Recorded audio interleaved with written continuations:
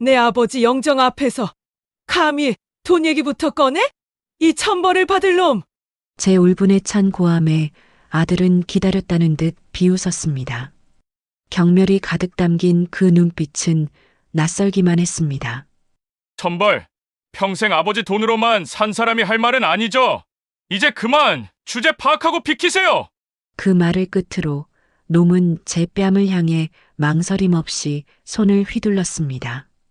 짝하는 날카로운 소리가 장례식장 전체에 울려 퍼졌습니다. 불타는 듯한 뺨을 붙잡고 바닥에 주저앉은 제 눈앞으로 모든 것이 흐릿하게 번져갔습니다. 그 순간 저는 깨달았습니다. 제 인생 전부를 바쳐 키워낸 것이 결국 인간이길 포기한 페류나였다는 끔찍한 사실을 말입니다. 이바구 시작 전에 구독과 좋아요 눌러주시면 놀라운 인생 사연들을 누구보다 먼저 무료로 만나보실 수 있습니다. 시간이 멈춘 듯 했습니다.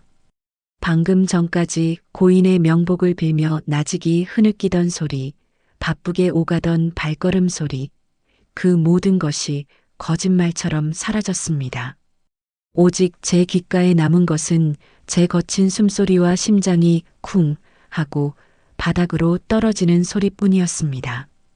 바닥의 냉기가 상복을 뚫고 제 온몸으로 스며들었습니다. 뺨에 남은 아들의 손자국보다 더 시리고 아픈 것은 제 전부였던 세상이 무너져 내리는 절망감이었습니다. 63년의 세월이 이토록 허무하게 부정당할 수 있다니. 제 삶은 대체 무엇이었을까요? 눈을 들어 주위를 둘러보았습니다. 사람들은 마치 약속이라도 한 듯 저와 철수를 중심으로 둥그런 원을 그리고 서 있었습니다. 그 원은 보이지 않는 벽이 되어 저를 완벽하게 고립시켰습니다. 아무도 선뜻 다가오지 않았습니다. 그저 구경꾼이 되어 이 비참한 모자의 총극을 지켜볼 뿐이었습니다.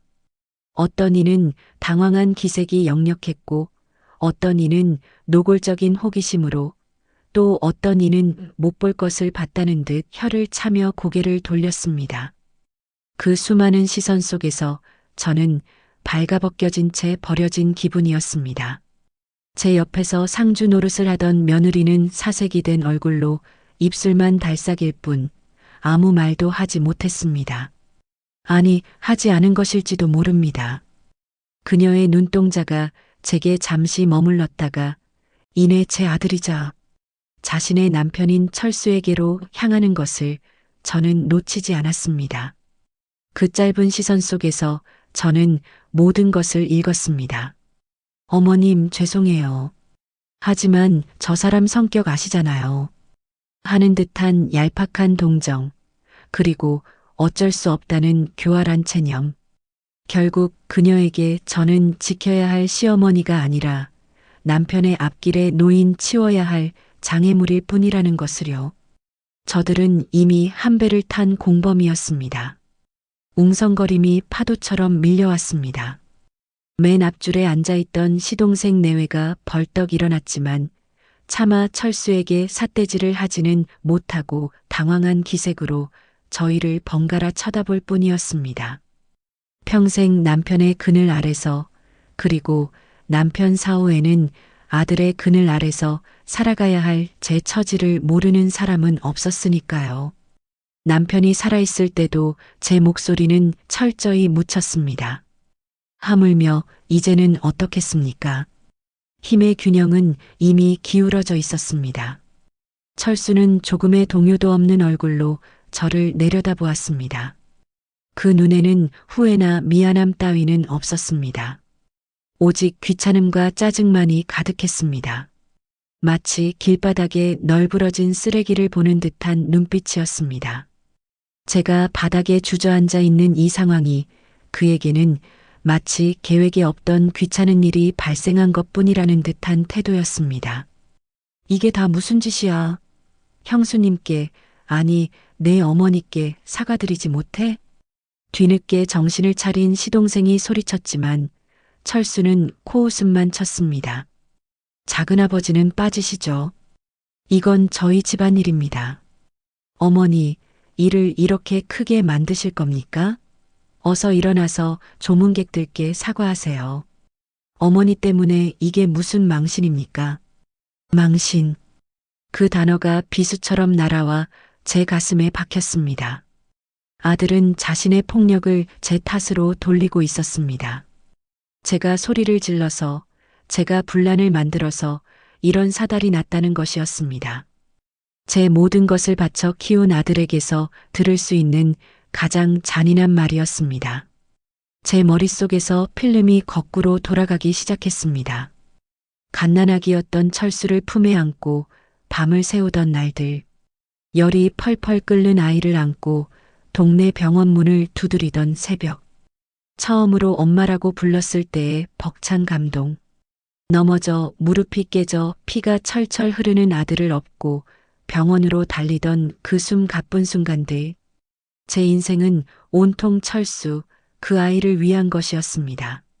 남편이 밖에서 돈을 버는 기계였다면 저는 안에서 아들을 키우는 기계였습니다. 그런데 이제 와서 그 모든 세월이 부정당하는 이 순간, 저는 제가 누구인지조차 잊어버릴 것 같았습니다. 저는 떨리는 손으로 바닥을 짚고 겨우 몸을 일으켰습니다. 휘청거리는 저를 부축해주는 사람은 아무도 없었습니다. 시동생은 아들의 기세에 눌려 더는 나서지 못했고, 다른 친척들은 애써 다른 곳을 쳐다보며 이 상황을 외면했습니다. 저는 완벽한 고립무원의 섬이었습니다. 철수야, 내가 어떻게 이럴 수 있어? 목구멍으로 겨우 비집고 나온 제 목소리는 심하게 갈라져 있었습니다. 제가 뭘 어쨌다고 이러십니까? 아버지가 평생 일궈놓은 재산을 지키겠다는데 이게 잘못된 겁니까? 어머니는 평생 돈 걱정 한번 안 해보고 편하게 사셨으니 모르시겠지만 이 사회는 전쟁터입니다. 아버지라는 방패막이 사라진 이상 이제 제가 이 집안의 가장이고 모든 걸 책임져야 합니다. 책임? 그 책임이라는 게 내 애비 장례식장에서 내 어미 뺨을 후려치고 망신을 주는 것이더냐? 그게 내가 말하는 가장의 책임이야? 말귀를 못 알아들으시네. 좋은 말로 할 때 제 뜻에 따르시라는 겁니다. 괜히 제 앞길 막지 마시고요. 아버지 유산 어차피 다 제 겁니다. 법적으로도 그렇고 도의적으로도 그렇습니다. 어머니는 그냥 제가 드리는 생활비나 받으시면서 조용히 늙어가시면 되는 겁니다. 기가 막혀 말이 나오지 않았습니다. 법, 도에, 인간의 도리조차 저버린 놈의 입에서 나올 소리는 아니었습니다. 온몸의 피가 차갑게 식는 기분이었습니다. 절망, 그것은 단순한 슬픔과는 다른 종류의 감정이었습니다. 발밑이 꺼지고 끝없는 어둠 속으로 추락하는 듯한 공포. 지난 63년의 세월이 한순간에 제가 되어 흩어지는 허무함. 저는 영정사진 속에서 말없이 저를 바라보는 남편의 얼굴을 보았습니다. 여보, 당신도 보고 있소? 우리가 평생을 바쳐 키운 아들이 지금 내게 무슨 짓을 하고 있는지.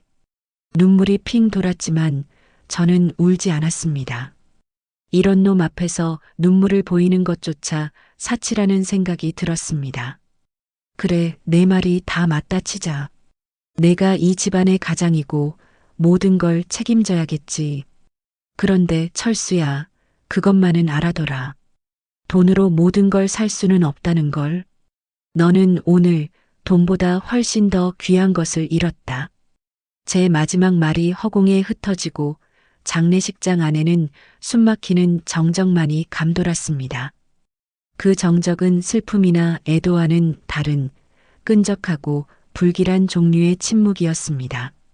바닥에 주저앉았던 저는 이미 일어나 있었지만 영혼은 여전히 차가운 바닥을 뒹구는 듯 했습니다.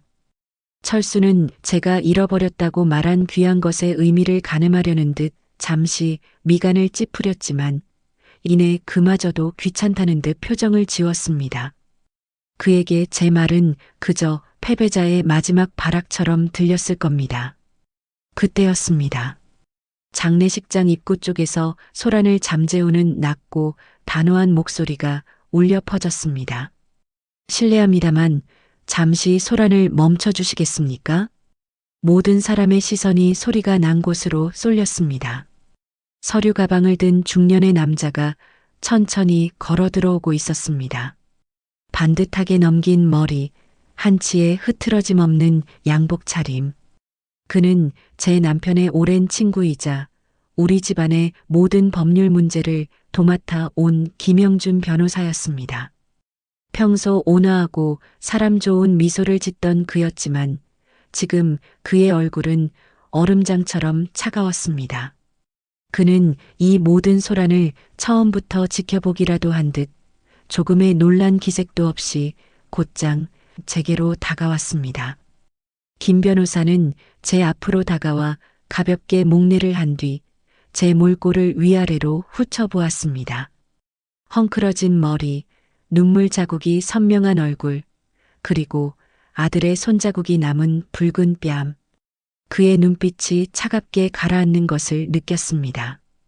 김 변호사는 아무 말 없이 제 어깨를 가볍게 감싸 안으며 의자로 이끌었습니다. 하지만 그보다 먼저 제 아들 철수가 그의 앞을 가로막았습니다. 김 변호사님, 잘 오셨습니다. 마침 변호사님이 필요했는데 어머니께서 자꾸 말도 안 되는 고집을 부리셔서 말입니다. 아버지 유산 상속 문제, 오늘 변호사님 입회하에 확실히 정리했으면 합니다. 김 변호사는 철수를 무시한 채 제게 다시 한번 손짓하며 말했습니다. 사모님, 먼저 앉으시지요. 저는 그 손짓에 이끌려 기계적으로 의자에 앉았습니다. 김 변호사는 저를 앉힌 뒤 비로소 철수를 향해 고개를 돌렸습니다. 그의 눈빛은 서리발처럼 차갑고 날카로웠습니다. 박철수 씨, 고인 가시는 길에 이게 무슨 추태입니까? 회장님께서 이 모습을 보시면 얼마나 통탄하시겠습니까? 철수는 장내의 시선이 집중되자 잠시 주춤하는 듯 했습니다. 하지만 그것도 잠시, 그는 이내 뻔뻔한 얼굴로 다시 맞섰습니다. 추태라니요, 말씀이 지나치십니다. 저는 지금 이 집안의 가장으로서 당연히 해야 할 일을 하는 중입니다. 슬픔은 슬픔이고 정리는 정리 아닙니까? 김 변호사님이야말로 어서 본론으로 들어가시죠. 아버지 유 원장 가지고 오신 것 아닙니까? 김 변호사는 말없이 철수를 응시했습니다. 그 눈빛은 마치 철수의 속내를 전부 꿰뚫어 보고 있다는 듯 했습니다. 김 변호사는 들고 있던 서류 가방을 열어 두툼한 봉투 하나를 꺼내 들었습니다. 유족과 조문객들 사이에서 다시 한번 낮은 술렁임이 일었습니다. 상속 문제는 제가 알아서 처리할 겁니다. 박철수 씨가 나서서 정리할 문제가 아닙니다. 저는 오늘 고 박기태 회장님의 유언 집행인 자격으로 이 자리에 왔습니다. 유 원장 말입니까? 철수의 눈이 탐욕으로 번들거렸습니다. 그는 마치 승리를 예감한 장수처럼 의기양양한 표정을 지었습니다. 제가 모르는 사이에 아들은 이미 모든 준비를 끝냈던 모양입니다. 아버지의 죽음이 그에게는 슬픔이 아니라 기회였던 겁니다. 잘 됐군요. 어서 발표해 주시죠. 모두가 듣는 앞에서 아버지의 유지가 무엇이었는지 똑똑히 말입니다. 김 변호사는 철수를 한심하다는 듯 쳐다본 뒤 저를 포함한 모든 조문객들을 향해 말했습니다. 지금부터 제가 발표하는 내용은 고 박기태 회장님께서 생전에 자필로 작성하시고 공증까지 마친 법적으로 유효한 유언장입니다. 이 유언의 내용은 절대적이며 그 누구도 이의를 제기할 수 없음을 미리 알려드립니다. 그의 선언에 장내에는 무거운 정적이 흘렀습니다. 철수는 팔짱을 낀 채 여유로운 미소를 짓고 있었습니다. 모든 재산이 자신의 차지가 될 것이라고 한치의 의심도 하지 않는 얼굴이었습니다. 김 변호사가 드디어 봉투를 열고 유언장을 꺼내 천천히 읽어내려가기 시작했습니다. 제 심장이 다시 미친 듯이 뛰기 시작했습니다. 남편이 유언을 남겼다니 저는 단 한 번도 들어본 적 없는 이야기였습니다. 나 박기태는 내가 소유한 모든 재산에 대하여 다음과 같이 유언한다. 김 변호사의 목소리가 장례식장에 울려 퍼졌습니다. 첫째, 내가 평생을 바쳐 일군 태성물산의 지분 30%는 거기까지 듣던 철수의 입꼬리가 슬며시 올라갔습니다. 당연히 자신의 몫이라고 생각했겠지요. 사회에 환원하여 소외된 이웃을 위한 장학재단을 설립하는 데 사용한다. 네. 철수의 입에서 자신도 모르게 반문이 터져 나왔습니다. 장내의 모든 사람들도 믿을 수 없다는 듯 술렁이기 시작했습니다. 회사 지분 전부를 사회에 환원하다니. 저 역시 제 귀를 의심했습니다. 하지만 김 변호사는 아랑곳하지 않고 계속해서 유언을 읽어내려갔습니다. 둘째, 현재 거주하고 있는 성북동 자택과 제주도 별장은 아들 박철수에게 상속한다. 철수는 잠시 안도하는 듯 했지만 그의 표정은 여전히 굳어 있었습니다. 그가 노리는 것은 고작 집 몇 채가 아니었을 테니까요. 그리고 마지막으로 김 변호사는 잠시 말을 멈추고 저를 바라보았습니다. 그의 눈빛이 미세하게 흔들리는 것을 느꼈습니다. 나의 아내 이선주에게는 내 명의로 된 모든 부동산과 현금성 자산을 상속한다. 정적이 흘렀습니다. 아무도 그 말의 의미를 제대로 파악하지 못하는 듯 했습니다. 철수 역시 마찬가지였습니다. 네, 그게 무슨 소리입니까? 아버지 명의의 부동산이라면 지금 사는 집이랑 별장이 전부 아닙니까? 현금이야 뭐 조금 있겠지만. 철수의 비웃음 섞인 질문에 김 변호사는 싸늘한 표정으로 유언장의 다음 구절을 읽었습니다. 이는 현재까지 가족에게 공개하지 않았던 나의 비밀 유산을 포함한다. 서울시 강남구 소재 제2빌딩, 중구 명동 소재 H상가, 그리고 용산구 재개발 부지를 포함한 총 3천억 원 상당의 부동산과 각 은행에 예치된 현금 및 유가증권 전부를 의미한다. 3천억? 누군가의 입에서 터져나온 경악의 목소리를 시작으로 장례식장은 순식간에 아수라장이 되었습니다. 사람들은 믿을 수 없다는 듯 서로를 쳐다보며 속삭였고 몇몇은 입을 틀어막고 경악을 금치 못했습니다. 3천억. 평생 만져보지도 상상해보지도 못한 액수였습니다.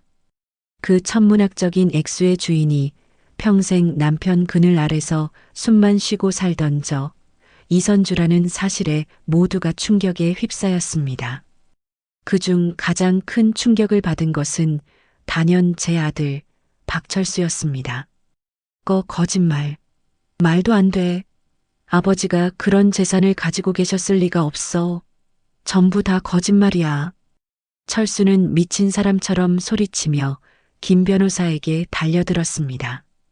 그는 변호사의 손에 들린 유언장을 빼앗으려 했지만 김 변호사는 가볍게 그의 손을 피했습니다. 이건 무효야. 어머니가 저 여자가 아버지를 속이고 유언장을 조작한 거야.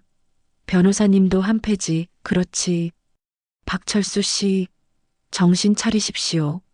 이 유언장은 5년 전부터 회장님께서 저와 함께 준비하신 겁니다. 수차례 수정을 거쳤고 최종적으로 지난달에 공증까지 완벽하게 마쳤습니다. 여기 공증사무소의 직인과 변호사들의 서명이 있습니다. 김 변호사가 유언장의 마지막 장을 펼쳐 보이자 철수는 할 말을 잃은 듯 뒷걸음질 쳤습니다. 그의 얼굴은 새하얗게 질려 있었습니다. 탐욕으로 번들거리던 눈은 이제 초점을 잃고 허공을 헤매고 있었습니다. 그가 그토록 원했던 아버지의 모든 것이 한순간에 제 소나기에 들어왔다는 사실을 그는 도저히 받아들일 수 없는 듯 했습니다. 저는 그제야 제 손을 내려다보았습니다. 평생 물말을 날 없이 집안일을 하느라 거칠고 못생겨진 손.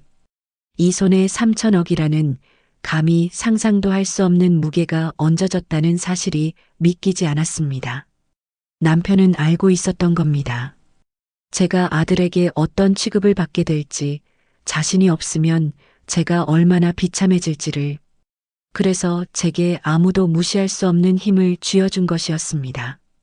눈물이 쏟아질 것 같았지만 저는 이를 악물고 참았습니다. 지금은 울 때가 아니었습니다. 저는 넋이 나간 채 저를 바라보는 아들 박철수를 향해 걸어갔습니다. 또각 또각 제 낡은 구두 소리가 숨막히는 정적을 가르며 장례식장 전체에 울려 퍼졌습니다. 그 소리는 마치 제 인생의 모든 서름과 한을 응축하여 내는 소리 같았습니다. 장례식장의 모든 소음이 멎고 모두의 시선이 제게로 향했습니다. 저는 제 인생에서 처음으로 그 수많은 시선의 중심에 섰습니다. 더 이상 누구의 아내도 누구의 엄마도 아닌 오롯이 이선주라는 이름으로 말입니다. 제 발걸음이 철수 앞에서 멈췄습니다. 아들의 얼굴은 새하얗게 질려 있었습니다. 방금 전까지 저를 향해 패악을 부리던 그 오만함은 온데간데 없고 믿을 수 없는 현실 앞에서 길을 잃은 아이처럼 위태롭게 흔들리고 있었습니다. 그의 눈에는 분노와 당혹감, 그리고 아주 깊은 곳에 숨겨져 있던 두려움이 뒤엉켜 있었습니다. 어머니, 이게 다.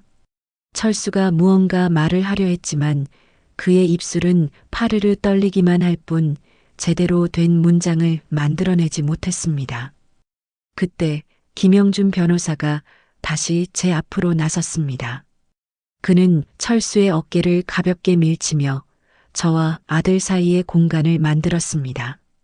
그리고는 서류 가방에서 또 다른 조금 더 낡고 손때가 묻은 편지 봉투 하나를 더 꺼냈습니다. 사모님, 회장님께서 유언장 공개 후에 전해달라고 하셨습니다. 김 변호사는 그 편지를 제게 건넸습니다. 봉투에는 남편의 필체로 사랑하는 나의 아내, 선주에게라고 쓰여 있었습니다. 삐뚤빼뚤하지만 힘이 있는 제가 평생을 봐온 그 글씨체였습니다. 저는 떨리는 손으로 편지를 받아들었습니다. 종이가 바스러질 듯 조심스러웠습니다. 그게 뭡니까? 아버지의 편지라고? 그것도 거짓말이겠지. 당신들이 전부 다 짜고 치는 고스톱 아니야. 철수가 다시 발악하기 시작했습니다. 하지만 이번에는 그 목소리에 힘이 실려 있지 않았습니다. 그저 꺼져가는 불씨의 마지막 발악처럼 공허하게 들릴 뿐이었습니다. 김 변호사는 철수를 한심하다는 듯 쳐다보며 말했습니다. 회장님께서 이 편지는 반드시 사모님께서 직접 읽으셔야 한다고 신신당부하셨습니다. 하지만 지금 사모님께서 경황이 없으실 테니 제가 대신 읽어드려도 되겠습니까? 저는 말없이 고개를 끄덕였습니다. 제 손은 너무 떨려서 편지를 제대로 펼칠 수조차 없었습니다. 김 변호사는 제 손에서 조심스럽게 편지를 받아들고 헛기침을 한 번 한 뒤 장례식장에 모인 모든 사람이 들을 수 있도록 또렷한 목소리로 편지를 읽어 내려가기 시작했습니다. 사랑하는 나의 아내, 선주에게. 이 편지를 당신이 읽고 있을 때쯤이면 나는 이미 당신 곁에 없겠구려. 먼저 가는 이기적인 남편을 용서하시오. 평생 당신에게 무뚝뚝하고 살가운 말 한마디 제대로 못해준 못난 남편이었지만 내 마음속에 당신이 얼마나 큰 자리를 차지하고 있었는지 이 편지로라도 전하고 싶었소. 김 변호사의 목소리를 통해 들려오는 남편의 음성은 제 심장을 관통했습니다.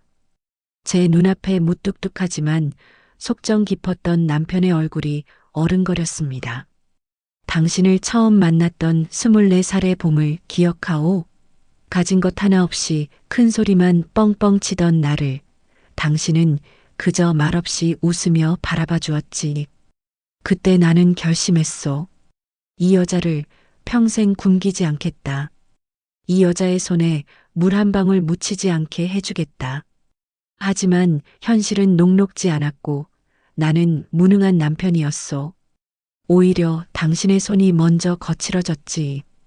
편지의 내용과 함께 제 기억 속에도 잊고 있던 과거의 장면들이 떠올랐습니다. 단칸방에서 시작했던 신혼생활. 공사판을 전전하던 남편의 월급으로는 새 식구 입에 풀칠하기도 빠듯했던 시절. 저는 밤늦게까지 부업을 하며 생활비를 보탰고 남편은 그런 저를 보며 늘 미안한 표정을 지었습니다.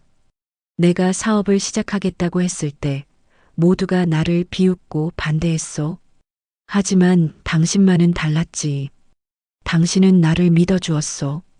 당신이 시집 올 때 받아온 금가락지를 팔아 내 손에 쥐어주며 당신은 할 수 있다고 말해주던 그 순간을 나는 평생 잊을 수가 없소. 그 돈이 내 사업의 첫 종잣돈이었고 당신의 믿음이 내 성공의 첫걸음이었소. 눈물이 제 뺨을 타고 흘러내렸습니다. 까맣게 잊고 있던 기억이었습니다. 남편의 사업이 몇 번이나 위기를 맞았을 때 저는 친정에 손을 벌릴 수 없어 몰래 제 패물을 팔아 그의 사업 자금을 댔습니다. 남편은 그 사실을 모를 거라고 생각했는데 그는 모든 것을 기억하고 있었습니다. 사람들은 내가 부동산으로 큰 돈을 벌었다고 하지만 그 시작은 모두 당신이었소. 당신이 새벽마다 졸린 눈을 비비며 재개발 지역 정보를 분석하고 낡은 지도에 붉은 선을 그어가며 나에게 설명해 주지 않았다면 오늘의 나는 없었을 거요. 당신의 그 지혜와 안목이 나를 이 자리까지 오게 한 거요. 하지만 나는 그 사실을 세상에 알릴 수 없었소. 당신을 내 그늘 아래 숨겨두고 싶었던 나의 이기심 때문이었소.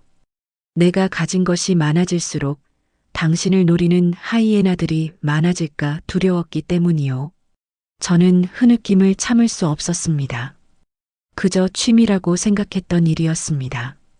신문을 읽고 부동산 관련 서적을 탐독하며 유망한 지역을 분석하는 것은 힘든 시집살이와 고된 육아 속에서 제가 유일하게 숨 쉴 수 있는 탈출구였습니다. 남편은 그런 저의 작은 취미를 눈여겨보았고 저의 분석을 믿고 과감하게 투자를 했던 것입니다. 제게는 단 한 번도 그 공을 돌리지 않은 채 모든 것을 자신의 능력인 양 행동했던 남편이 때로는 밉기도 했습니다. 하지만 그 모든 것이 저를 지키기 위한 방패였다는 것을 저는 이제야 깨달았습니다. 철수가 태어나고 나는 당신에게 더 큰 짐을 지웠소. 나는 밖으로만 돌았고 당신은 홀로 아들을 키워냈지. 철수가 어긋나기 시작한 것이 언제부터였을까? 내가 너무 바쁘다는 핑계로 당신에게 모든 육아를 떠맡긴 그 순간부터였을지도 모르겠소. 철수는 아비의 사랑을 받지 못했고 그 결핍을 돈으로 채우려 했겠지. 그리고 그 모든 원망의 화살이 당신에게로 향했을 테지. 모든 것이 내 잘못이오. 미안하오, 여보. 정말 미안하오. 편지를 읽던 김 변호사의 목소리마저 미세하게 떨리고 있었습니다. 장례식장은 이제 그 누구의 웅성거림도 없이 낮은 흐느낌만이 가득했습니다.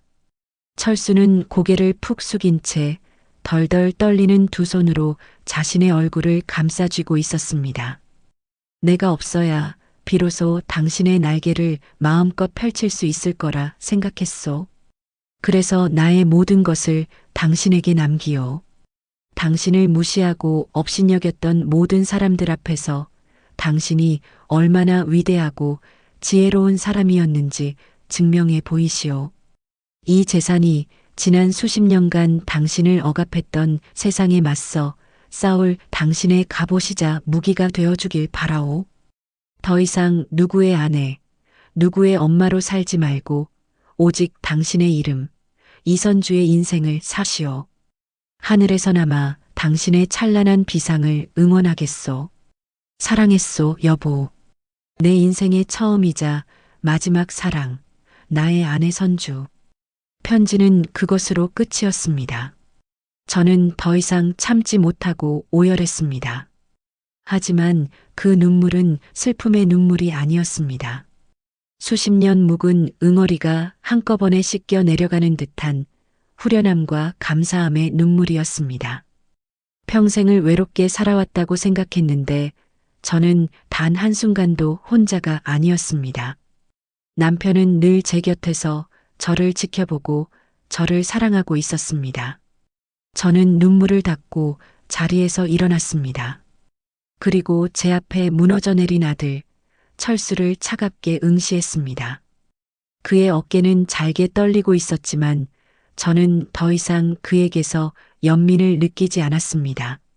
저는 남편이 제게 남겨준 마지막 선물이자 숙제를 이제 막 받아든 참이었습니다. 저의 진짜 인생 2막은 이제 막 시작된 것이었습니다.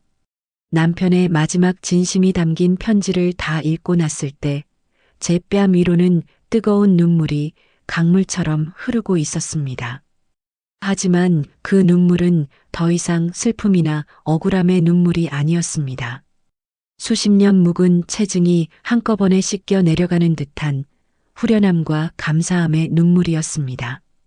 평생을 외롭게 살아왔다고 생각했는데 저는 단 한순간도 혼자가 아니었습니다. 남편은 늘 제 곁에서 저를 지켜보고 저를 사랑하고 있었습니다. 저는 눈물을 닦고 자리에서 일어났습니다. 그리고 제 앞에 무너져 내린 아들, 철수를 차갑게 응시했습니다. 그의 어깨는 잘게 떨리고 있었지만 저는 더 이상 그에게서 연민을 느끼지 않았습니다. 남편의 편지는 제게 슬픔을 위로하는 연서가 아니었습니다. 그것은 제게 남겨진 마지막 유산이자 앞으로 제가 살아갈 이유를 알려주는 지침서였습니다. 철수의 저 오만한 얼굴을 보고 있자니 까맣게 잊고 지냈던 30년 전의 그 새벽이 떠올랐습니다. 놈은 모르겠지요. 지금 자기가 그토록 탐내는 부의 초석을 바로 이 보잘것없는 늙은 어미가 다졌다는 것을 말입니다. 그 시절 저는 23세 어린 신부였습니다. 가진 것 하나 없이 큰 소리만 뻥뻥 치던 남편과 결혼해 얻은 것이라곤 비가 새는 단칸방과 갓난아기였던 철수뿐이었습니다. 남편은 성실했지만 무능했습니다. 공사판을 전전하며 벌어오는 푼돈으로는 새 식구 입에 풀칠하기도 벅찼습니다. 저는 그런 남편을 원망하는 대신 밤을 택했습니다. 까만 밤이 깊어가고 창밖에서는 귀뚜라미 소리만이 어둠을 채우던 시절이었습니다. 남편과 갓난아기였던 철수가 곤히 잠든 새벽, 저는 낡은 밥상 위에 빛바랜 신문 쪼가리들을 펼쳐놓았습니다. 달고 다른 연필심을 침으로 적셔가며 저는 신문에 깨알같이 적힌 토지 공고와 도시개발 계획들을 읽고 또 읽었습니다. 여기를 사야 한다. 이곳은 몇 년 안에 반드시 오른다. 제 머릿속은 온통 땅과 건물, 그리고 돈의 흐름으로 가득했습니다. 낮에는 남편의 구멍난 양말을 깁고 아들의 기저귀를 갈며 평범한 아내이자 엄마로 살았습니다. 하지만 밤이 되면 저는 이 집안의 운명을 바꿀 비밀스러운 전략가가 되었습니다. 남편에게는 세상을 보는 넓은 눈이 없었습니다. 그 눈을 띄워주는 것이 제 역할이라고 생각했습니다. 여보, 여기 신문 좀 봐요. 정부에서 이쪽 허허 벌판에 신도시를 만든다잖아. 지금 땅값이 똥값일 때 우리가 조금이라도 사두면. 무슨 소리 하는 거야? 우리가 땅 살 돈이 어디 있어. 당신 헛된 꿈 꾸지 말고 잠이나 자. 남편은 늘 그런 식이었습니다. 제 말을 뜬구름 잡는 소리로 치부했지요. 하지만 저는 포기하지 않았습니다. 매일 밤 잠든 남편의 머리맡에서 속삭였습니다. 제가 분석한 정보들과 그 정보들이 가져올 밝은 미래에 대해서요. 마치 주문을 외우듯이 세뇌를 시키듯이 말입니다. 그러던 어느 날 남편이 제 손에 꼬깃꼬깃한 돈뭉치를 쥐어주었습니다. 당신이 그렇게 노래를 부르던 그 땅 가서 계약해. 대신 만약 잘못되면 나 원망하기 없기야. 저는 눈물이 핑 돌았습니다. 남편이 드디어 제 말을 믿어준 것이었습니다. 저는 그 돈을 들고 맨발로 뛰쳐나가다시피 했습니다. 그리고 얼마 지나지 않아 우리가 샀던 허허벌판은 정말로 신도시로 변했고 땅값은 수십 배로 뛰어올랐습니다. 그것이 시작이었습니다.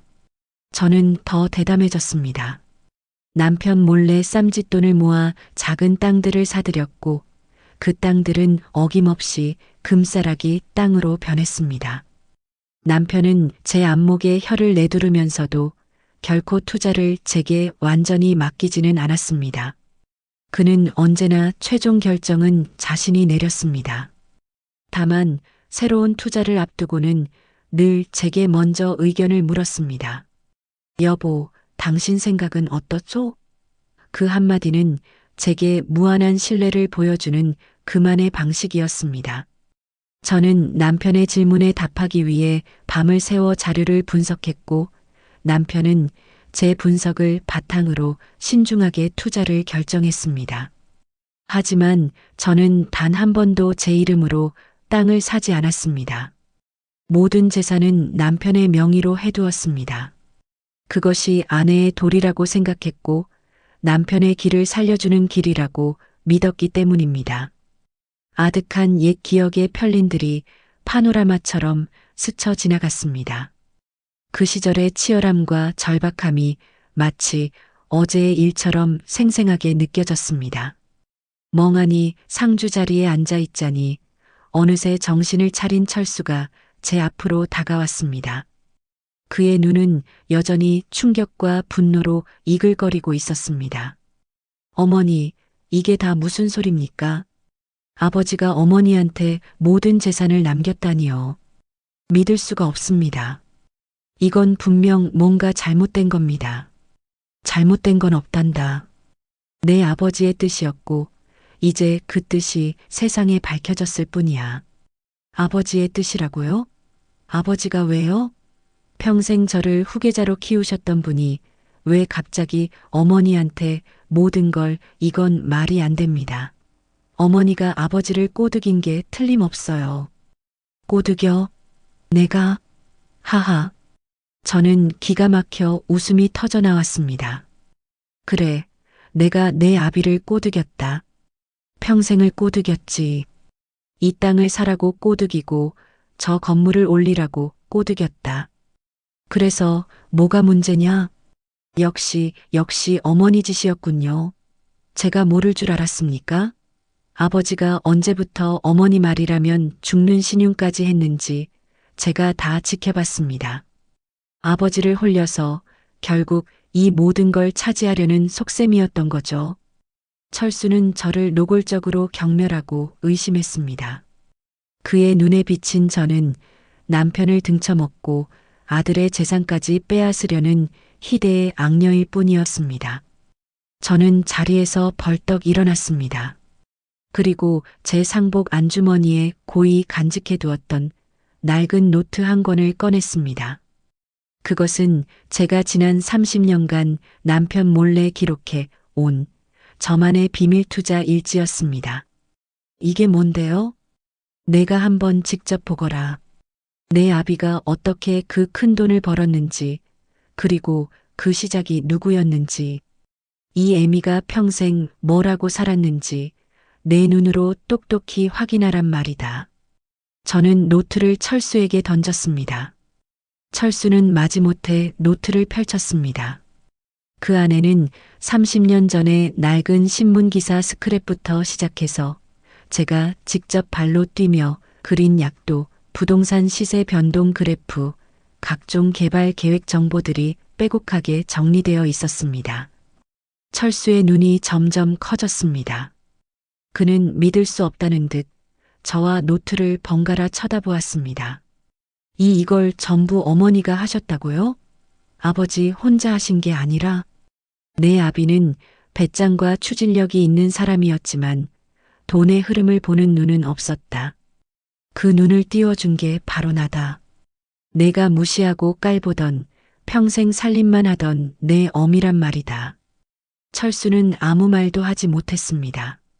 그는 마치 처음 보는 사람을 대하듯 저를 낯설게 바라보았습니다.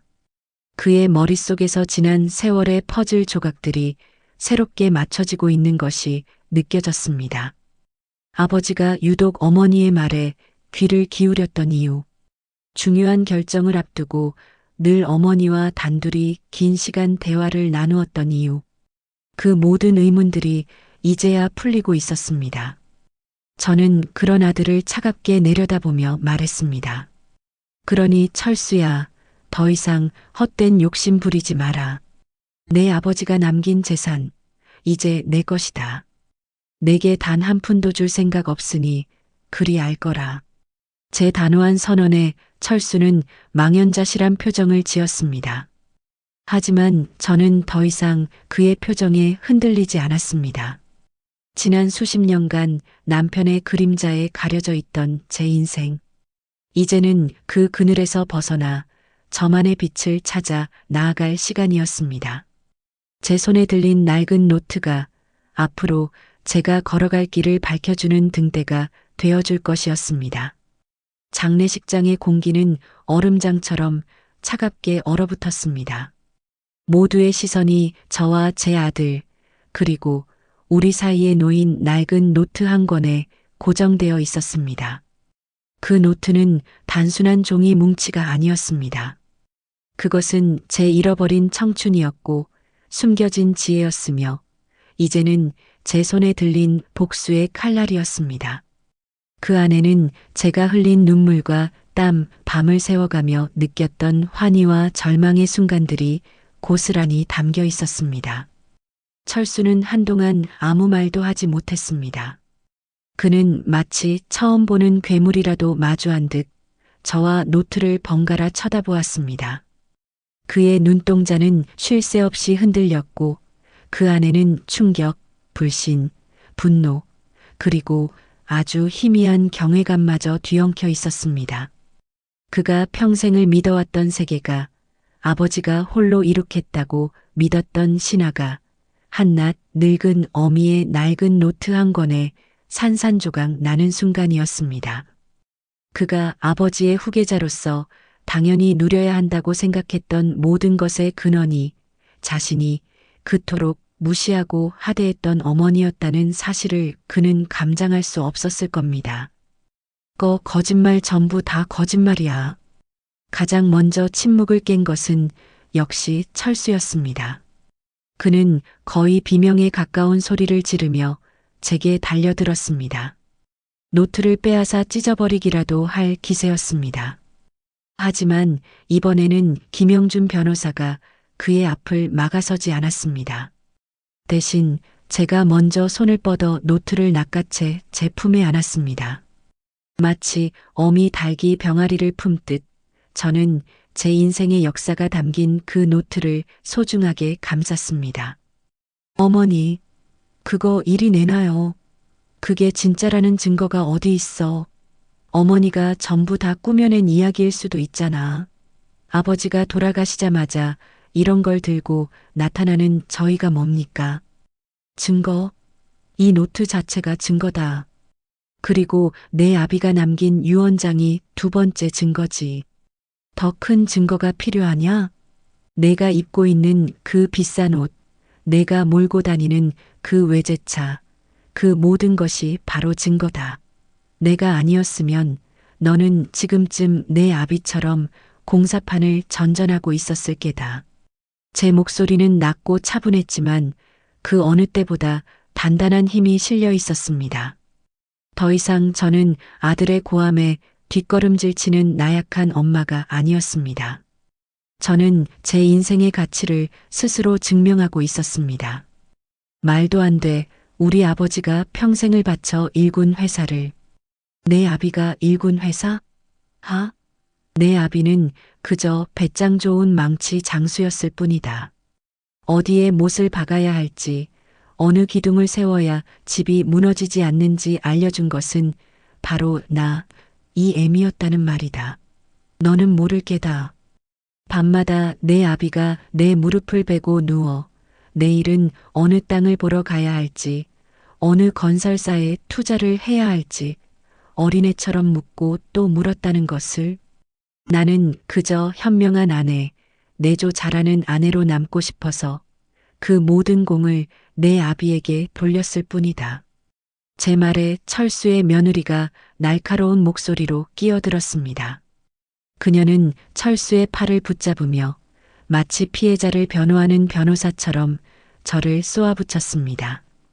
어머님 말씀이 너무 심하신 거 아니에요? 돌아가신 아버님을 그렇게 폄하하시면 안 되죠. 그리고 철수 씨가 그동안 회사를 위해 얼마나 노력했는데요. 밤낮 없이 일하고 사람 만나는 스트레스에 위장병까지 달고 살았어요.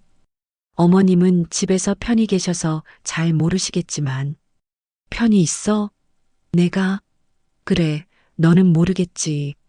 내가 명품 가방을 휘두르며 백화점을 돌아다닐 때 나는 낡은 버스를 타고 서울의 끝에서 끝을 돌아다녔다. 내가 최고급 레스토랑에서 우아하게 칼질을 할 때 나는 먼지 쌓인 공사 현장 구석에서 김밥 한 줄로 끼니를 때웠다. 내가 피부 관리실에서 마사지를 받으며 잠이 들 때 나는 돋보기를 끼고 밤을 새워 신문과 서류 더미와 씨름했다. 그게 너희들이 말하는 편한 삶이더냐? 제 외침에 며느리는 얼굴이 벌개져서 아무 말도 하지 못했습니다. 저는 그런 며느리를 경멸하듯 쳐다본 뒤 다시 철수를 향해 말했습니다. 내가 회사에서 뭘 했는지 내가 모를 줄 아느냐? 내 아비가 닦아놓은 길 위에서 그저 도련님 행세나 했겠지. 어려운 결정은 전부 내 아비에게 미루고 생색은 저 혼자 다 내고. 안 그러냐? 아니, 아닙니다. 제가 얼마나 열심히 일했는데요. 제가 성사시킨 계약이 몇 개고 제가 유치한 투자가 얼마인데. 그래, 그럼 한번 말해보거라. 5년 전 강동 신도시 개발권은 어떻게 됐지? 내가 주도했던 그 프로젝트 말이다. 수십억을 쏟아부었지만 결과는 어땠더냐? 제 질문에 철수의 얼굴이 다시 한번 하얗게 질렸습니다. 강동 신도시 프로젝트는 그가 야심차게 추진했지만 사업성 분석 실패로 막대한 손해만 입고 접었던 그의 가장 아픈 손가락이었습니다.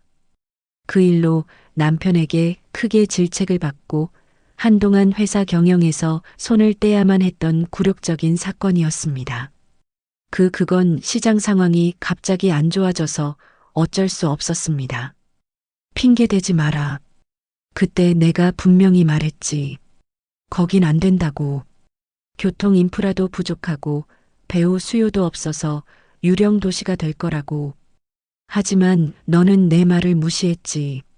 평생 집구석에만 있던 늙은 여자가 뭘 아냐고 비웃기까지 했잖니. 내 귀에 내 말은 그저 잔소리로만 들렸겠지. 저는 낡은 노트를 펼쳐 보였습니다. 거기에는 5년 전 날짜와 함께 강동 신도시의 문제점을 조목조목 분석한 제 자필 메모가 빼곡히 적혀 있었습니다. 심지어 경쟁사들의 동향과 예상 분양가까지 정확하게 예측한 자료도 있었습니다. 내가 날려먹은 수십억, 내 아비가 어떻게 메웠는지 아니? 내가 미리 점 찍어두었던 평택의 작은 땅을 팔아서 겨우 막았다. 내 아비는 그 사실을 너에게 끝까지 숨겼지. 내 기가 죽을까봐. 그런데 너는 그것도 모르고 내 아비 장례식장에서 내 뺨을 후려쳐? 내가 싼 똥, 이 애미가 뒤에서 다 치우고 있었다는 말이다. 철수는 아무 말도 하지 못하고 입술만 파르르 떨었습니다. 그는 이제 더 이상 반박할 힘조차 없는 듯 보였습니다. 그가 믿었던 자신의 능력과 실력이 실은 아버지와 어머니의 보이지 않는 도움 아래에서나 가능했다는 잔인한 진실을 마주한 것입니다. 그의 자존심은 산산조각이 났을 겁니다. 장례식장의 분위기는 완전히 역전되었습니다. 아까까지만 해도 저를 동정하거나 무시하던 사람들의 시선이 달라져 있었습니다. 그들의 눈에는 놀라움과 함께 저에 대한 새로운 평가가 담겨 있었습니다. 시동생은 어느새 제 옆으로 다가와 조심스럽게 제 팔을 부축했습니다. 다른 친척들 역시 철수에게서 등을 돌리고 제 주위로 모여들기 시작했습니다. 힘의 균형이 완벽하게 저에게로 넘어오는 순간이었습니다. 저는 그런 친척들을 한번 쓱 훑어본 뒤 다시 철수를 향해 말했습니다. 그러니 철수야, 더 이상 헛된 욕심 부리지 마라. 내 아버지가 남긴 재산, 이제 내 것이다. 내게 단 한 푼도 줄 생각 없으니 그리 알 거라. 아니, 정정하지. 내 몫은 있다. 내가 날려먹은 그 수십억. 그게 내 몫의 유산이다. 이미 다 받았으니 더 이상 달라는 소리 하지 말거라. 제 마지막 말은 그 자리에 모인 모든 사람의 가슴에 비수처럼 꽂혔습니다. 철수는 결국 무릎을 꿇고 말았습니다. 그의 거대한 몸집이 힘없이 바닥으로 무너져 내렸습니다. 하지만 저는 그에게 눈길 한 번 주지 않았습니다. 제 시선은 이미 장례식장 너머 제가 앞으로 헤쳐나가야 할 더 넓은 세상을 향하고 있었습니다. 남편의 영정사진이 처음으로 제게 웃어 보이는 듯 했습니다. 철수가 무릎을 꿇은 채 바닥을 바라보고 있을 때 저는 제 손에 든 낡은 노트를 조심스레 접어 상복 안주머니 깊숙이 넣었습니다. 제 호흡은 차분했고 심장은 단단히 뛰고 있었습니다. 장례식장 내부는 여전히 냉랭했습니다만 조문객들의 시선은 명백히 달라져 있었습니다. 그 시선 속에는 동정과 호기심 그리고 조심스러운 존중이 뒤섞여 있었습니다. 저는 그 복잡한 감정의 흐름을 상처처럼 받아들이지 않고 제 의지로 가늘고 길게 끌어당겼습니다. 오늘 이 빈소는 감정의 전쟁터가 아니라 남편을 마지막으로 정중히 배웅하는 자리여야 했습니다. 일어나거라. 그렇게 주저앉아 있지 말고. 철수는 고개만 들었고 눈빛은 아직도 헝클어져 있었습니다. 저는 아직 받아들일 수 없습니다. 받아들이기 싫어도 오늘은 내 아버지를 보내드리는 날이다. 내가 어떤 소리를 하고 어떤 생각을 하든 지금 여기서의 언행만큼은 조심하거라. 너한테 마지막으로 남은 예의라도 지켜. 제 말이 떨어지자 철수는 한동안 말이 없었습니다. 그는 분노와 혼란 그리고 일말의 수치심이 뒤섞인 얼굴로 바닥만 내려다보았습니다. 빈소 안의 공기는 무겁게 가라앉았고 간간히 들려오는 조문객들의 낮은 헛기침 소리만이 그 침묵을 갈랐습니다. 저는 더 이상 아들을 다그치지 않았습니다. 대신 남편의 영정 앞으로 다가가 흐트러진 국화꽃 한 송이를 바로잡았습니다. 조용한 사이 며느리가 저에게 다가왔습니다. 그녀의 얼굴은 굳어 있었지만 눈동자 끝에서 불안이 흔들리고 있었습니다. 어머님, 너무 강하게 나가시는 건 아닌가요? 아버님 떠나보내는 날인데. 그래, 떠나보내는 날이다. 그래서 여기서 싸움은 끝낼 거다. 그 다음엔 발인 후에 어디서든 너희가 원한 만큼 말하고 싸우자. 하지만 지금 이 자리만큼은 내 시아버지가 평생 지켜온 예의와 체면을 지켜야 한다. 철수가 다시 입을 열었습니다. 그의 목소리는 아까보다 한층 가라앉아 있었지만 날카로운 가시가 박혀 있었습니다. 예의요? 유산을 전부 가져가시면서 예의를 말씀하시는 겁니까? 웃기지 마라. 내 아버지가 내게 남긴 거다. 내 아버지의 뜻이야. 그 뜻을 더럽히는 건 지금 내 태도다.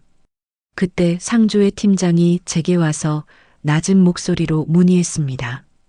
발인 일정과 조문객 대기 동선 조정에 관한 확인이었습니다. 저는 명료하게 대답했습니다. 발인은 내일 오전 8시로 확정하겠습니다. 조문객 안내는 현 상태 그대로 유지해 주십시오. 팀장은 고개를 숙이고 물러났습니다. 저는 내내 떨리던 손을 가만히 무릎 위에 올려놓고 천천히 손가락을 펴고 접었습니다. 불안의 파동이 오면 저는 숫자를 세듯 짧은 호흡을 이어붙였습니다. 제 마음이 다시 한번 평형을 찾았습니다. 잠시 후 검은 코트를 걸친 노인이 천천히 제 앞으로 다가왔습니다. 남편과 평생 사업을 함께했던 일대 주주이자 환갑을 훨씬 넘긴 원로였습니다. 그는 영정 앞에서 오랫동안 묵념을 했고 저에게 다가와 두 손을 꼭 잡았습니다. 아이고, 사모님 말하지 않아도 다 압니다. 회장님이 어떤 분이셨는지, 누구의 손길이 있었는지, 오래 본 사람은 다 알아요. 오늘은 끝까지 마음 다해 보내드립시다. 그리고 발인 끝나면 사모님 뜻대로 차근차근 이야기합시다. 제가 도울 일 있으면 언제든 말씀하세요. 저는 원로의 두 손을 꽉 잡았습니다. 뜨거운 온기가 제 손바닥 깊숙이 전해졌습니다. 말없이 고개를 숙였고 그가 뒤로 물러서자 빈소의 공기가 조금 누그러진 듯 했습니다. 그러나 잠깐의 고요는 길지 않았습니다. 철수의 친구로 보이는 젊은 남자 셋이 급히 들어와 철수에게 바짝 붙었습니다. 그들은 낮은 목소리로 무언가를 속삭였고 철수의 표정은 점점 굳어갔습니다. 저는 멀리서도 여러 개의 단어가 끊겨 들리는 것을 알아차렸습니다. 가처분, 유류분, 집행정지, 언론 익숙한 법률 용어들이 엉켜 저를 향한 위협의 그림자가 되려 했습니다. 철수가 문득 저를 바라보고 허리를 폈습니다. 어머니, 오늘 밤 안에 가처분 신청 넣겠습니다. 재산 처분 못하게 묶을 겁니다. 그리고 유류분 반환 청구 바로 진행합니다. 내용 증명도 준비했고 기자들에게도 몇 가지 설명을 하겠습니다. 오해가 없도록 김영준 변호사가 즉시 말했습니다. 장례 중에는 언론 대응을 자제하십시오. 법률 조치는 자유지만 빈소에서 소란을 일으키면 손해가 큽니다. 무엇보다 고인의 명예를 생각하십시오. 철수가 콧방귀를 뀌었습니다. 명예요? 지금 제 명예는 누가 지켜줍니까? 저는 제 권리를 주장할 겁니다. 당신도 변호사면 알 거 아닙니까? 법은 감정이 아니라 기록과 절차로 움직입니다. 저는 조용히 한 걸음 나섰습니다. 그래, 기록과 절차로 움직인다. 그래서 내가 여기서 멈추자고 말하는 거다. 오늘 이 자리에서 내가 기자를 부르면 내일 아침에 신문은 내 애비의 영정 앞에서 아들이 소송을 운운했다는 제목으로 덮일 거다. 너는 법으로 싸웠다고 말하겠지만 세상은 예의가 없었다고 말할 거다. 그 차이를 알겠느냐? 철수의 입술이 잠깐 떨렸습니다. 그는 손에 쥔 휴대전화를 내려다보다가 결국 주머니 속에 넣었습니다. 그럼 발인 끝나자마자 하겠습니다. 그건 내 자유다. 발인 끝나면 어디서든 내가 하고 싶은 말 해라. 하지만 그 전에 한 말 한 행동은 모두 내 몫으로 돌아온다. 내가 정말 지키고 싶은 게 뭔지 이 자리에서 내 스스로 증명해라. 제 말이 또렷하게 빈소에 울렸습니다. 어느새 조문객들 사이에 소곤거림이 잦아들었고 사람들이 조용히 일어나 남편의 영정 앞에 다시금 향을 올렸습니다. 저는 그 사이를 비집고 일어나 향로 앞에 두 손을 모았습니다. 남편의 사진 속 눈빛이 살짝 미소를 띤 듯 보였습니다.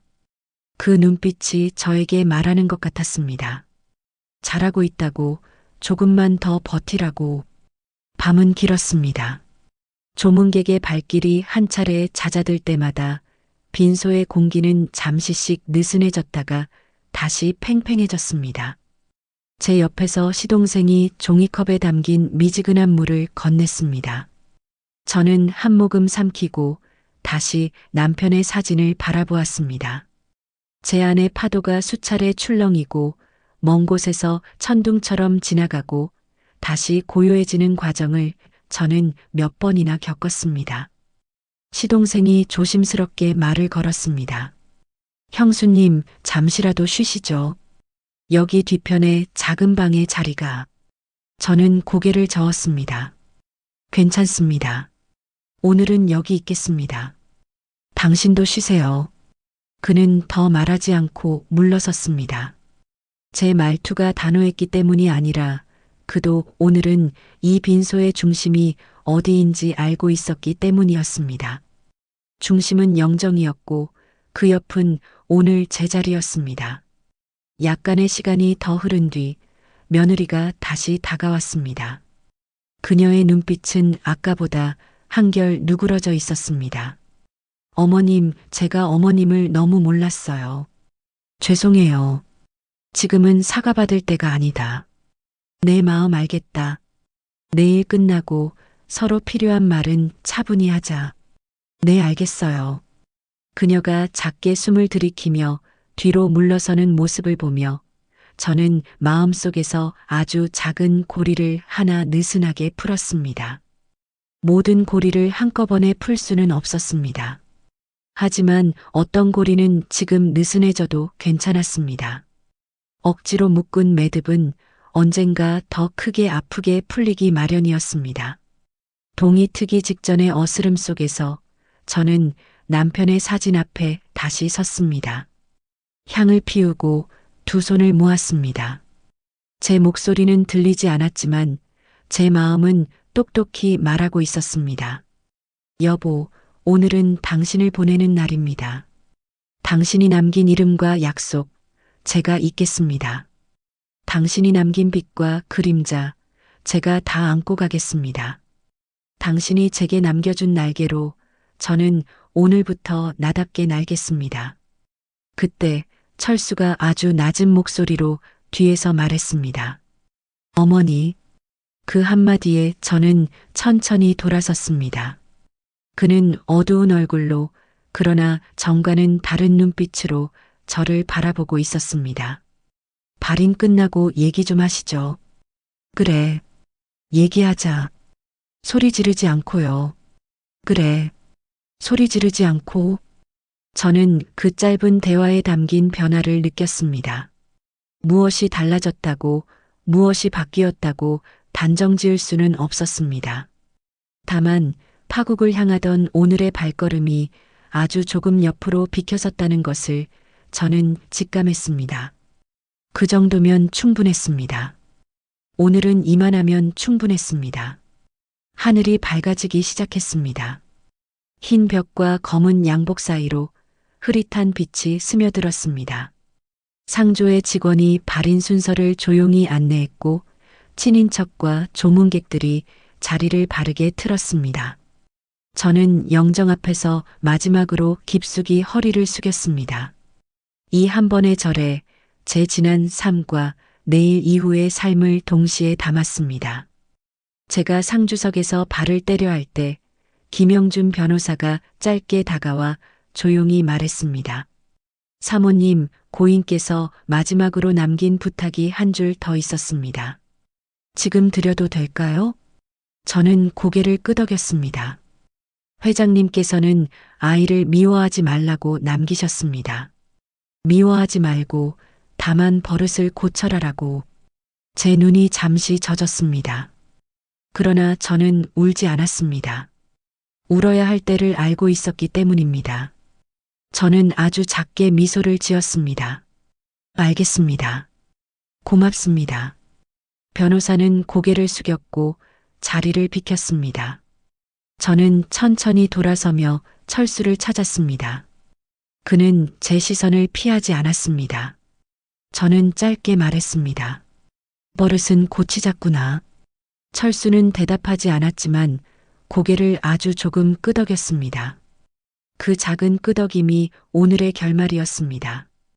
오늘의 결말이자 내일의 시작이기도 했습니다. 발인 순서가 시작되었습니다. 소리 없는 울음이 여기저기서 일렁였고 누군가는 어깨를 들썩이며 훌쩍였습니다. 저는 그 모든 울음을 가만히 끌어안았습니다.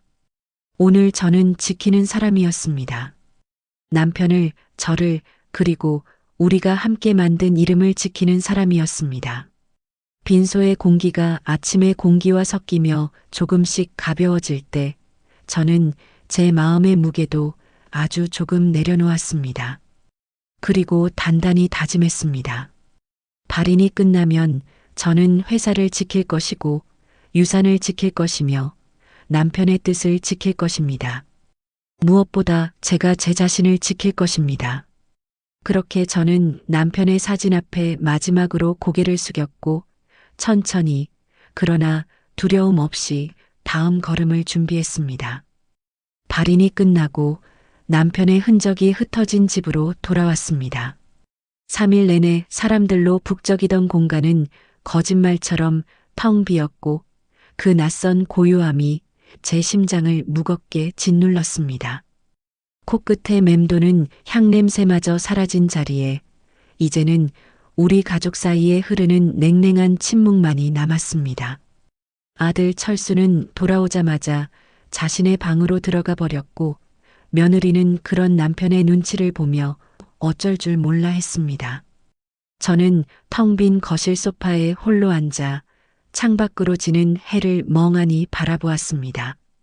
이제 정말로 우리 세 식구만 남았습니다. 남편의 빈자리가 집안의 공기마저 바꿔놓은 듯 모든 것이 생경하고 서늘하게만 느껴졌습니다. 얼마나 시간이 흘렀을까요? 철수가 방에서 나왔습니다. 놈은 잠시 저를 쳐다보더니 냉장고에서 물을 꺼내 마셨습니다. 꿀꺽, 꿀꺽 물 넘어가는 소리가 어색한 정적을 갈랐습니다. 그 뒷모습을 보고 있자니 문득 남편과 크게 다투고 이혼 서류에 도장을 찍기 직전까지 갔던 그 옛날이 떠올랐습니다. 어쩌면 지금의 이 상황은 그때 이미 예견되었던 것인지도 모릅니다. 그때는 막 시작한 건설 사업이 자금난에 부딪혔고 저는 남편 몰래 동생에게 돈을 빌렸던 참이었습니다.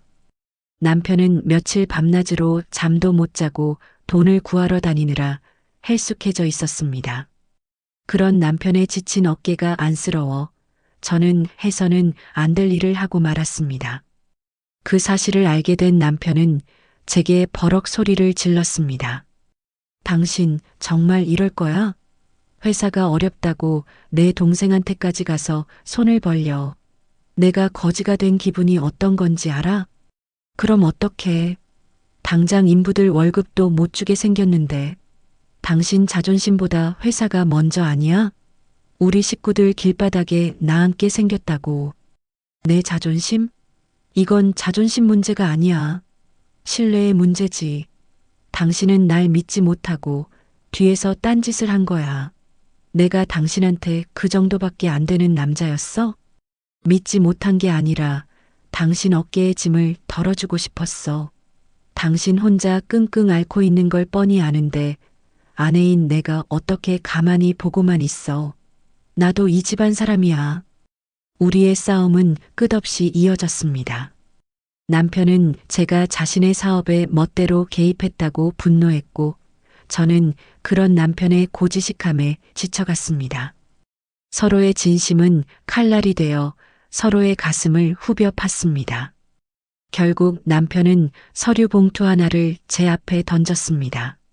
하얀 봉투 안에는 이혼 서류 2장이 들어 있었습니다. 도장 찍어. 당신이랑은 더 이상 못 살겠다. 당신은 날 남편으로 존중하지 않아. 내 사업에 감나라, 배나라 하는 당신, 더는 못 참겠어. 그 순간 세상이 무너지는 것 같았습니다. 제가 그토록 지키고 싶었던 가정이 제 손으로 망가지고 있다는 생각에 숨이 막혔습니다. 옆방에서는 어린 철수가 우리의 고함 소리에 놀라 울음을 터뜨렸습니다. 저는 울며 매달렸습니다. 여보, 제발 내가 잘못했어. 다시는 안 그럴게. 당신 말대로 할게. 철수 생각해서라도 제발 우리 철수 아비 없는 자식으로 만들 수는 없잖아. 남편은 아무 말 없이 저를 내려다보기만 했습니다. 그의 눈빛은 분노를 넘어 깊은 실망과 체념으로 가득 차 있었습니다. 저는 그 눈빛을 마주할 자신이 없어 고개를 떨어뜨렸습니다. 그때였습니다. 남편이 제 앞에 놓인 이혼 서류를 집어들어 갈기갈기 찢어버렸습니다. 그리고는 제 어깨를 감싸 안으며 말했습니다. 미안하다. 내가 못나서 당신까지 고생시키는구나. 나도 너무 힘들어서 그랬다. 당신이 없으면 나도 이 힘든 세상 버틸 자신이 없다. 그날 우리는 부둥켜 안고 한참을 울었습니다. 그리고 그날 밤 남편은 처음으로 제게 자신의 모든 것을 털어놓았습니다. 회사의 자금 상황, 앞으로의 계획, 그리고 자신이 느끼는 불안감까지. 저는 그저 말없이 그의 이야기를 들어주었습니다. 그리고 제 낡은 노트에 적어두었던 새로운 투자처에 대해 조심스럽게 이야기했습니다. 그날 이후 우리는 단순한 부부가 아니라 서로의 가장 든든한 동업자이자 전우가 되었습니다. 남편의 독단적인 결정은 줄었고 저의 조언에 귀 기울이는 시간이 늘어났습니다. 아득한 옛 기억에서 돌아오니 어느새 철수가 제 맞은편 소파에 앉아 있었습니다. 장례식장에서의 그 오만하고 분노에 찬 모습은 온데간데없고 잔뜩 지치고 상처 입은 얼굴이었습니다. 어머니, 왜? 드릴 말씀 있습니다. 철수는 잠시 머뭇거리다 입을 열었습니다. 유류분 반환 청구 소송 하겠습니다. 변호사 선임도 마쳤습니다. 그래. 제 담담한 대답에 철수는 오히려 당황한 듯 했습니다. 제가 길길이 날뛰며 반대할 것이라고 예상했을 겁니다. 그리고 회사 경영권 관련해서도 가처분 신청을 할 생각입니다. 어머니께서 회사를 경영할 능력이 없다는 것을 법적으로 입증할 겁니다. 그래, 그것도 내 마음대로 해. 왜 반대하지 않으시는 겁니까? 화내셔야 하는 거 아닙니까? 제가 어머니 재산을 빼앗겠다고 하는 건데. 저는 희미하게 웃었습니다. 내가 화낸다고 내가 그 마음 접을 놈이야? 너는 내 하고 싶은 대로 해야 직성이 풀리는 놈이잖아. 그러니까 해봐. 내가 할 수 있는 모든 걸 다 해봐. 법으로든 여론으로든. 이 애미를 상대로 한번 이겨봐. 대신 조건이 있다. 그 모든 소송과 분쟁이 끝났을 때 결과가 어떻게 나오든 깨끗하게 승복해. 그리고 그 과정에서 더 이상 내 아비 이름에 먹칠하지 마. 돌아가신 분 욕되게 하는 짓은 하지 말란 말이다. 그럴 자신 있어? 철수는 대답하지 못했습니다. 저는 그런 아들에게 다가가 낡은 노트 한 권을 내밀었습니다. 장례식장에서 그에게 던졌던 바로 그 투자 일지였습니다. 이걸 왜 저한테? 읽어봐. 내가 태어나기 전부터, 내가 기억하지 못하는 아주 먼 옛날부터 이 집안의 역사가 어떻게 쓰여왔는지, 내 아비와 내가 어떤 세월을 함께 견뎌왔는지, 그리고 내가 그 안에서 얼마나 큰 사랑을 받고 자랐는지 내 눈으로 직접 확인해봐. 철수는 떨리는 손으로 노트를 받아들었습니다. 이걸 읽고 나서도 내 마음이 변하지 않는다면 그때는 나도 더 이상 너를 아들로 생각 안 해. 법정에서 원고와 피고로 만나자. 제 말을 끝으로 저는 자리에서 일어났습니다. 더 이상 아들과 할 말은 없었습니다. 이제 공은 아들에게 넘어갔습니다. 선택은 그의 몫이었습니다. 제 낡은 노트가 3천억의 유산보다 더 큰 진실을 그에게 알려주기를 바랄 뿐이었습니다. 저는 제 방으로 들어와 조용히 문을 닫았습니다. 문에 기대어 스르르 주저앉았습니다. 강한 척, 단호한 척 했지만 온몸에 힘이 빠져나갔습니다. 눈물이 비 오듯 쏟아졌습니다. 여보, 나 잘하고 있는 거 맞소? 당신 아들을, 우리 철수를 내가 벼랑 끝으로 내모는 것은 아닐까요? 수십 년 전 이혼 서류 앞에서 울부짖던 그날처럼 저는 다시 한번 남편의 이름을 부르며 한참을 울었습니다. 하지만 알고 있었습니다. 이것이 제가 그리고 우리 가족이 살기 위한 유일한 길이라는 것을. 제 눈물은 절망의 눈물이 아니라 새로운 희망을 잉태하는 고통의 눈물이었습니다. 문 밖에서는 철수가 노트를 펼치는 소리, 그리고 옅은 한숨 소리가 희미하게 들려왔습니다. 얼마나 시간이 흘렀을까요? 철수의 방문이 조심스럽게 열렸습니다. 놈은 문고리를 잡은 채 한참을 서 있다가 이내 결심한 듯 제 앞으로 다가왔습니다. 그의 손에는 제가 건넸던 낡은 노트가 들려 있었습니다.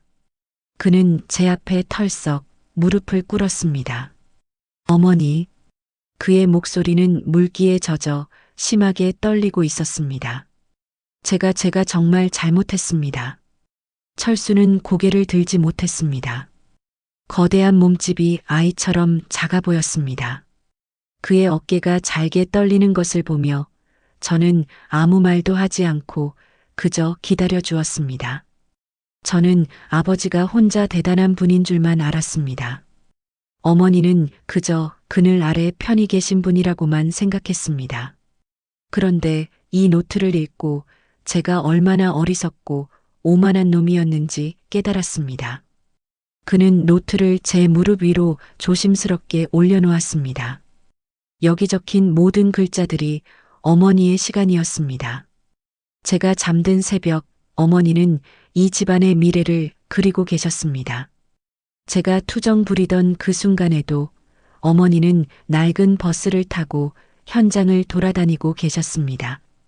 저는 숫자를 보는 동안 어머니께서는 사람을 보고 시간을 보고 계셨습니다. 아버지의 성공이 아니라 두 분이 함께 걸어온 그 세월을 이 아들이 몰라봤습니다. 죄송합니다. 정말 죄송합니다, 어머니. 철수는 결국 무너져 내리듯 오열하기 시작했습니다. 평생 제 앞에서 눈물 한 방울 보이지 않던 아들이었습니다. 그 울음소리는 제 심장을 아프게 후벼 팠지만 한편으로는 굳게 닫혔던 문이 열리는 소리처럼 들리기도 했습니다. 저는 천천히 손을 뻗어 아들의 머리를 쓰다듬었습니다. 이제라도 알아주니 그걸로 됐다. 어머니, 일어나거라. 사죄는 무릎으로 하는 게 아니라 앞으로의 삶으로 보여주는 것이다. 그날 밤 우리는 처음으로 식탁에 마주 앉아 제대로 된 저녁을 먹었습니다. 며느리는 조용히 밥과 국을 날랐고 철수는 제게 먼저 수저를 챙겨주었습니다. 서먹하고 어색한 침묵이 흘렀지만 그 침묵은 더 이상 서로를 핥히는 날카로운 칼날이 아니었습니다. 다음 날 아침 철수는 제게 말없이 서류 봉투 하나를 내밀었습니다. 이게 뭐냐? 변호사 통해서 준비했던 소장 초안입니다. 유류분 반환 청구 소송 오늘부로 전부 없던 일로 하겠습니다. 변호사에게도 그렇게 전달했습니다. 봉투 안에는 빼곡하게 법률 용어가 적힌 서류들이 들어 있었습니다. 저는 그 서류를 보지 않고 봉투째로 받아 부엌 쓰레기통에 버렸습니다. 잘 생각했다.